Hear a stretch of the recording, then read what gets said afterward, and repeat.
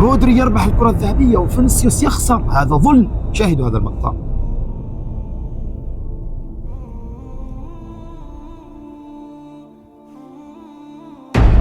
نعم أيها الإخوة الكرام، حسبنا الله ونعم الوكيل، هذا واقع الأمة اليوم. يبحثون عن هذه الأمور التي لا تقدم ولا تؤخر.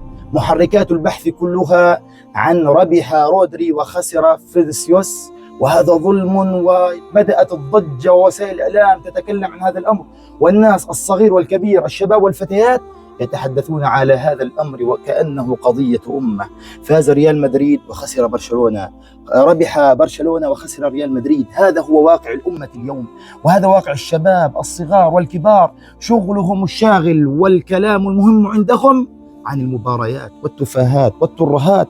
حسبنا الله ونعم الوكيل، وكأن واقع الأمة لا يعنيهم، وكأن ما يحصل في غزة لا يعني هؤلاء الشباب والفتيات بشيء. يتكلمون في التفاهات والترهات ويغفلون عن قضايا أمتهم الكبرى الهامة جدا. حسبنا الله ونعم الوكيل في هذا الواقع الذي يحصل وفي هذا الأمر الحاصل. أسأل الله العظيم رب العرش العظيم أن يهدي شبابنا وفتياتنا ويردهم إلى دينه ردا جميلا، إنه ولي ذلك والقادر عليه. أخوكم في الله مصعب الشيخ يوسف.